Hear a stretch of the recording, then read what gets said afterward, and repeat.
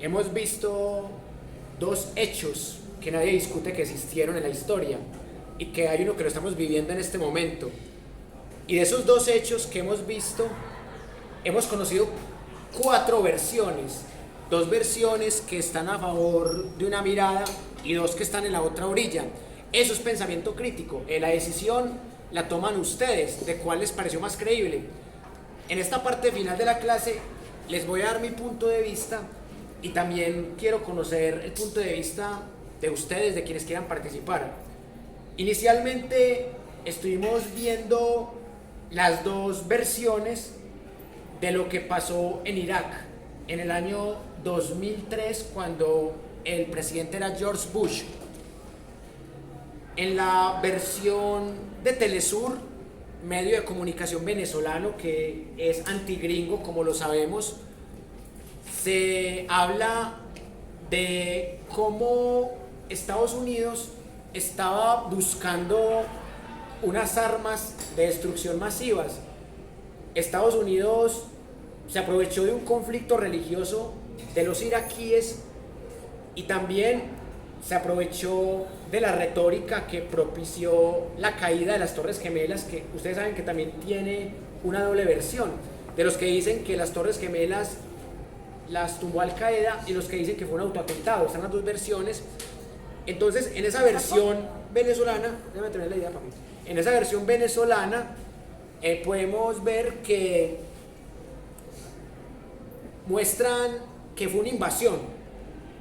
En cambio, en la versión de History Channel, que es un medio de comunicación estadounidense y que, como es apenas lógico, defiende su gobierno, muestran inicialmente que el malo es Saddam Hussein.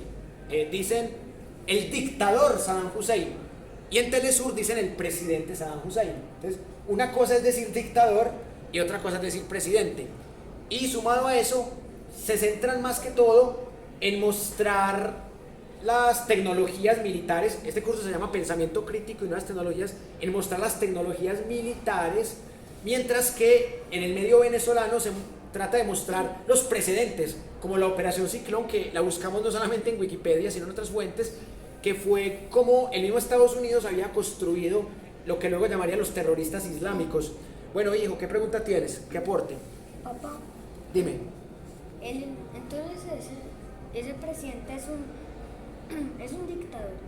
Ah, bueno, tú me estás preguntando que, en cuál creo yo. O sea, si yo creo que Saddam Hussein era un presidente o era un dictador. Eso es tu pregunta. Mi respuesta es que en las dos cosas, o sea, el tipo era presidente, pero también era dictador. O sea, yo en ese aspecto, ambos tienen razón. Pero ¿en qué no tienen razón? En que no aplican el pensamiento crítico.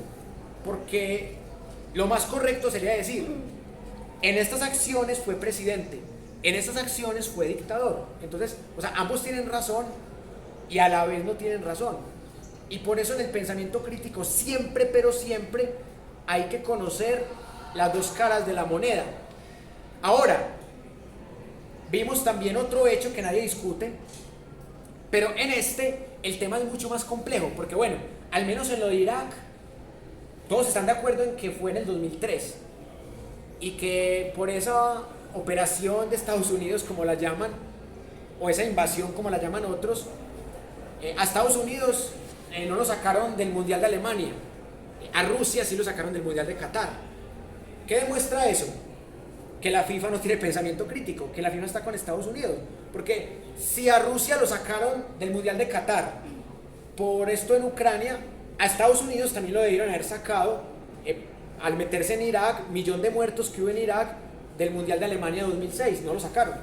Entonces miren que la FIFA opera con una justicia parcializada, que es selectiva claramente, pero quiero que nos centremos más en lo que está pasando en este momento en el Donbass, en el este de Ucrania, porque ahí también vimos las dos versiones. Quiero empezar con la de CNN, que claramente es un medio a favor de Estados Unidos por obvias razones. En CNN muestran el testimonio, la perspectiva, el enfoque ucraniano. Muestran que Estados Unidos les está ayudando, que los rusos son los invasores, que los rusos son malos, que el conflicto empezó hace pocos meses, pero luego, con este señor Javier Carrasco, un periodista español que trabaja para el medio Russia Today, más conocido como Actualidad RT, y también conocido porque fue eliminado de YouTube, y en este momento lo están censurando en Telegram. Miren, hasta en Telegram lo están censurando, porque por ninguna razón quieren que conozcamos la versión de ellos. No significa que ellos tienen la verdad o que tienen la razón, pero desde YouTube, desde Telegram, desde Facebook, están tratando de censurar esta mirada, que para poder hacer pensamiento crítico la necesitamos, así sea para refutarla o para decir que son teorías falsas, teorías conspirativas. Y en esta mirada nos están diciendo una cosa totalmente distinta de lo que nos decían en CNN en español y en los demás medios proestadounidenses como NTN24, como DW, el medio alemán, como RCN y demás. Nos están diciendo: el conflicto no empezó el 24 de febrero del 2022, el conflicto empezó hace 8 años, cuando unos grupos nacionalistas llamados neonazis se empezaron a meter en el Donbass a perseguir, a asesinar sistemáticamente a los rusoparlantes. Sabemos que es un tema étnico-idiomático, que es una guerra civil que empezó hace 8 años, pero notamos que el medio estadounidense o el medio proestadounidense trata de mostrarlo como una guerra fría que empezó apenas hace 3 meses. Y entre 3 meses y 8 años hay todo un mundo de temporalidad, de espacialidad, de interpretación. Entonces, quiero poner las cartas sobre la mesa y decir: ¿por qué a Estados Unidos le conviene hacernos creer que el conflicto empezó el 24 de febrero, cuando Rusia se metió de lleno al este de Ucrania? ¿Y por qué a Vladimir Putin y a Rusia les conviene que sepamos que el conflicto no lo empezaron ellos? O sea, que ellos llegaron fue a intervenir y, en palabras de ellos, a desnazificar a Ucrania. O sea, que Ucrania estaba llena de neonazis como el batallón Azov desde el 2014, y que ellos llegaron a limpiar, a salvar a los rusoparlantes, a respaldar a las repúblicas populares del Donetsk y del Lugansk. ¿Ustedes qué opinan? A ver, para ustedes, ¿quién tiene razón? ¿El medio ruso o el medio estadounidense? Y en la otra noticia, ¿quién tiene razón? ¿El medio venezolano o el medio estadounidense? ¿Qué piensan ustedes? ¿O ustedes creen que ambos manipulan la opinión? Yo creo que ambos manipulan la opinión. Sí. ¿Qué dice el compañero atrás? Sí. Es que ambos son muy similares. Pero al revés. Mira que la guerra de Irak la comienza el Bush, nadie más. Los americanos no tuvieron por qué decir: sí, vamos a ir aquí. Bush dice que vamos a ir a buscar armas. Sí. Supuestamente están ahí, que es lo que dice el medio venezolano, que buscaban las armas De destrucción masiva. que no estaban, sí. Que no la encontraron. No existieron. Exacto. Eso puede ser tan verídico como lo que dicen aquí los del medio ruso, que es que había neonazis que estaban atacando rusos. Sí había, no sé. Es igual que en el History Channel empieza el documental diciendo que sí habían armas de destrucción masiva en Irak, que es mentira. Y me pareció chistoso que al final en el History Channel empezaban a hablar de petróleo, como salvamos este petróleo de no ser derramado. Y ahí estaba la verdadera intención. Y no solo eso, sino que parecía que los iraquíes pues, estaban muy descontentos con los americanos que estaban en esa zona. Y los hacían ver como ciudadanos que ellos no saben la realidad. Entonces, ambos manipulan. Bueno, pero, o sea, según su interpretación, entonces el batallón Azov no existe, porque el batallón Azov es el que es el tildado de neonazi. No, claro, seguramente hay mucha realidad en eso. Ah, ya. Pero meten más. O sea, vos crees que están exagerando, ¿cierto? Claro. Ah, justificando los hechos, por esto lo hago, pero nadie puede... bueno, yo tengo una lectura muy particular del batallón Azov. Pues el batallón Azov fue fundado en mayo. Fue fundado el 5 de mayo del 2014. Lo que pasó con el batallón Azov es que inicialmente eran paramilitares. Entonces, después de ser paramilitares, los unieron con la Guardia Ucraniana, que también tenía algunas ideas nacionalistas. Hay un personaje que se llama Stepan Bandera, que ese personaje, Stepan Bandera, fue famoso en la Segunda Guerra Mundial porque cuando llegaron los nazis allá a Ucrania, él se fue a hacerles fiestas porque los nazis habían liberado a los ucranianos de los soviéticos, confundiendo soviéticos con rusos. Entonces, Stepan Bandera se volvió un ídolo nacional en Ucrania y desde ahí viene esa rencilla cultural entre los dos países, en que Stepan Bandera es ídolo para ucranianos que usualmente no son rusoparlantes, pero para la retórica rusa, la del Kremlin, Stepan Bandera es un nazi que no merece ser héroe nacional de Ucrania. Entonces, yo lo que veo ahí es que Vladimir Putin se sintió amenazado porque desde el 2014 en Ucrania hay un gobierno que no es amigo de él y él dice que los gringos tienen laboratorios en Ucrania de bombas biológicas. Y eso sí me parece que cabe en tu interpretación perfectamente, porque eso no está demostrado, ¿cierto? Por ahora es una teoría conspirativa de Putin, pero esas armas de destrucción masivas, inicialmente pues uno creía que era verdad en ese momento, pero ¿qué tal que luego se comprobara que no hay laboratorios de Estados Unidos haciendo armas biológicas en Ucrania?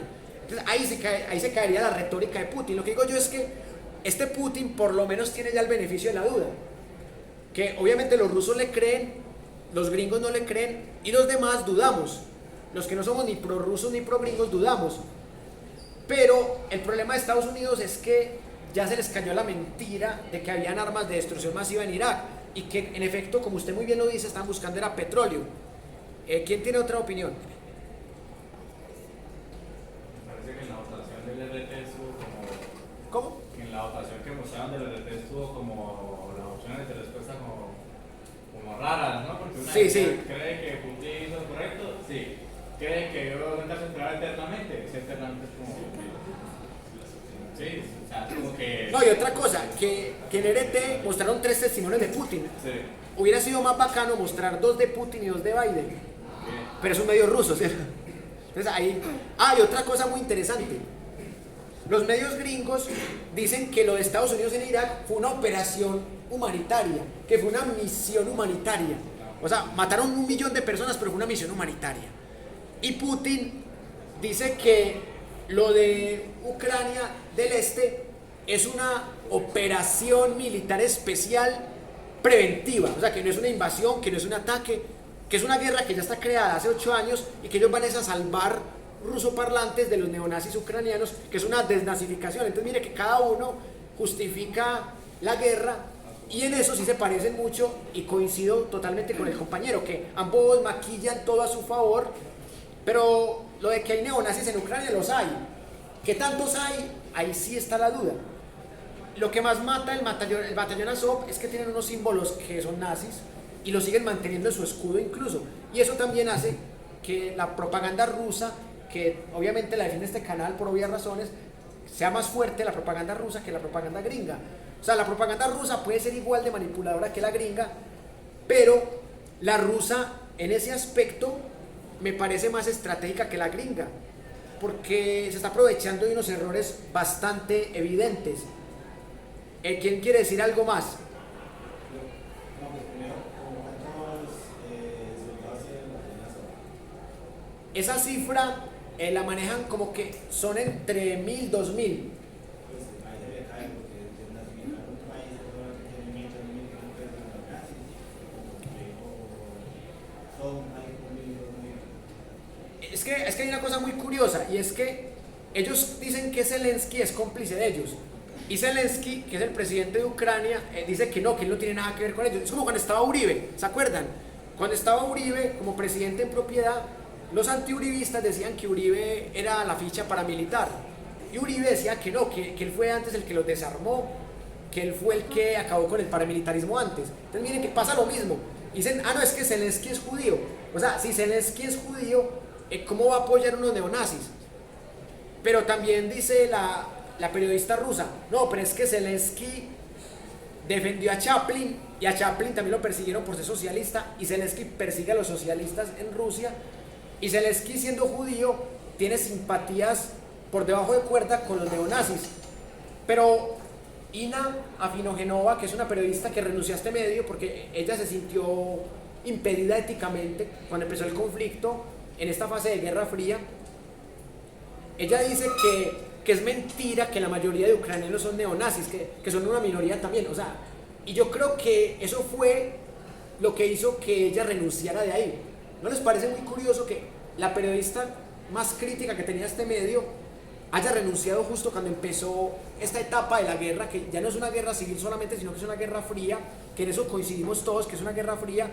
¿No les parece muy sospechoso que esta periodista renuncie y que ella, antes de renunciar, y cuando estaba empezando apenas esta etapa, ella dijo, no es un odio contra el pueblo ucraniano, porque las minorías nazis en Ucrania son evidentes, o sea, ella dijo, son minorías, y se refería a los Azov y a sus seguidores. Entonces miren que también eso demuestra que esto es una guerra por el poder geopolítico y que empezó como un conflicto étnico. ¿Quién tiene algo más por decir? Cuando inició todo el conflicto, se mucho al respecto por el conflicto reciente. Y BBC, pero directamente en España, donde todos los periodistas son españoles, están hablando de que también una intención de Rusia, o sea, como una tercera interpretación de lo que estaba pasando, es nada más de que no querían que Ucrania perteneciera a la OTAN, también por lo que pasa con Suecia y con Finlandia. Entonces, simplemente lo que están tratando de hacer era imponer como a la fuerza que Ucrania no se animara a pertenecer a la OTAN, porque Zelensky ya había hablado de que quería pertenecer a la OTAN. Entonces, obviamente pasa lo mismo que con Suecia y con Finlandia, muy cerca a Ucrania y pues, un ataque le iba a ser mucho más catastrófico que de otra parte, de otra base de la OTAN. Entonces también dan como esa tercera interpretación de no es invasión, no es por temas de nazis, sino que es por estrategia militar. Es que todas tienen algo de verdadero, vea. Recuerden lo que pasó en la Guerra Fría, que la Unión Soviética se le metió a Estados Unidos en Cuba y mandaron un misil de La Habana a Miami, súper fácil. Entonces eso dio aviso de una posible tercera guerra mundial. Entonces Estados Unidos le pagó con la misma moneda a Rusia. Ah, tú te me metiste en la pasada Guerra Fría a Cuba, ahora yo me meto a Ucrania. Y en esa tesis yo sí creo que Estados Unidos está metido en Ucrania desde 2014. Ahora, que eso está por debajo del cuerda, que es una teoría conspirativa. Sí es una teoría conspirativa, pero recordemos que los que inventaron el concepto de teoría conspirativa fueron los macartistas de Estados Unidos en los 50 para tildar a todo aquel que les cayera mal de comunista y poderlo exiliar o poderlo matar. Entonces, ese macartismo es el que inventa la teoría conspirativa como la teoría no oficial, y como no es oficial, entonces por eso es falsa. Pero una teoría conspirativa, vamos a estudiarla aquí, no es ni verdadera ni falsa, es una teoría que está por probar y que no es oficial en cualquiera de los casos. Y a veces la teoría conspirativa es más creíble o más verosímil que la teoría oficial.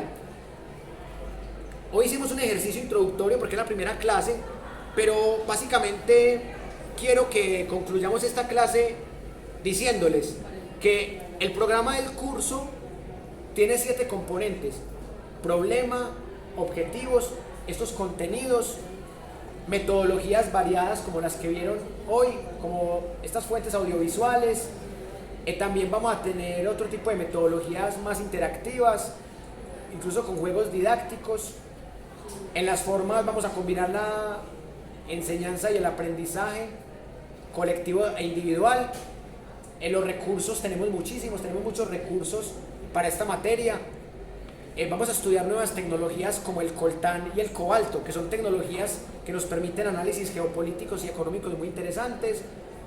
Y en la parte evaluativa tenemos 3 unidades y cada unidad tiene un valor muy similar, 33, 33, 34.